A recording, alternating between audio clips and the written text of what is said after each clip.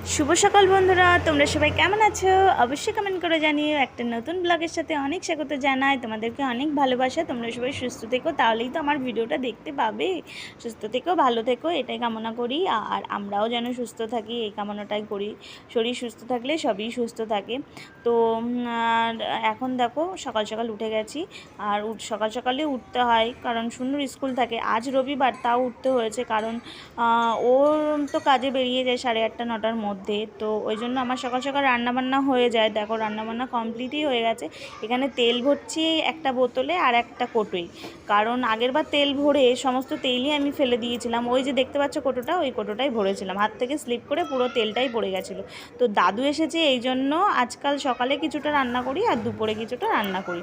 এখন জামাকাপড়গুলো তুলবো, তারপর জামাকাপড় ভাঁজ করব, ঘর মুছবো, ঝাড় দেবো। এই তো মেয়েদের কাজ বলো, যারা যারা হাউস ওয়াইফ আর যারা গৃহবধূ, দুটোই তো একই কথা। যাই হোক, তো তাদের তো কাজ থেকেই যায়, সারাদিন কাজ আর কাজ, তাও কাজ শেষ হয় না। এই দেখো ঝাড়টার দিয়ে নিয়েছি, এবার চলে যাব ঘর মুছতে। ঘরটার মুছে নিয়ে চলো, একটা আদ্যার পনির নিয়ে এসেছি, সেটা রান্না করা বাকি আছে, বাইরেই ছিল। তো চলো পনিরটা রান্না করে দেখি কেমন খেতে। কিন্তু খুব একটা ভালো হয়নি, যতটা ভেবেছিলাম যে ভালো হবে।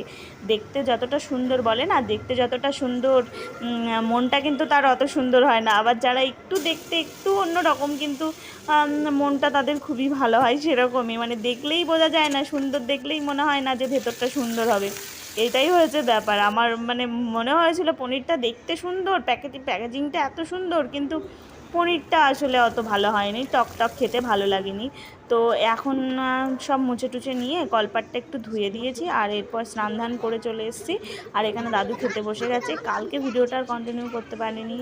আর এখন সকালবেলায় উঠে আমি বাসি ঘরটা ঝাড় দেবো। তারপরে বাসিঘরটা ঝাড় দেওয়ার পর শুনু গেছে ওদিকে ব্রাশ করতে, কারণ এখন প্রায় 5:45 মতো বাজে, ওরকম বাজবে 5:45 মতো, কারণ ও 6:30টার মধ্যে গাড়ি চলে আসে। তো আমি সকাল সকাল উঠে একটু ফুল টুল তুলে নিয়ে আর বাসি কাজ করে, মানে ঘরটারগুলো ঝাড় দিয়ে জুতো টুতো মুছে দিয়ে রেডি করতে লাগি, ততক্ষণে ও ব্রাশ করে চলে আসে। তো দেখো, এই দেখো ব্রাশ করে চলে এসছে শুনু। আর এখন ও জামা কাপড় পরছে। মুখটা তো পুরো বেজায় হয়ে রয়েছে, কারণ ওনার স্কুল যেতে ভালো লাগে না। ভোরবেলা বেলা হলে এদিকে বলবে রোদ্দুর, সকালে হলে বলবে ঘুম পাচ্ছে, তো কোন দিকে যাবে বলো? যতই বলিস তাড়াতাড়ি ঘুমো, তাড়াতাড়ি উঠবি, সেসব হবে না। উনি দেরি করে ঘুমাবে, আর এদিকে সকালবেলা বেজায় থাকবে মুখ। তাও একটুখানি দেখছে, আজকে কিছু বলছে না, কারণ কালকে রাত্রে আমি বলেছিলাম যে তাড়াতাড়ি ঘুমো, নইলে স্কুল যেতে দেরি হবে।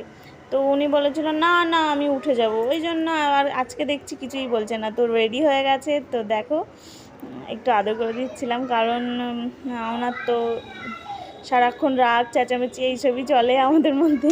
তো স্কুলের গাড়ির জন্য অপেক্ষা করছে। তো শুনে এখন স্কুলে যাক, আর আমি এখন রান্নাবান্না করব।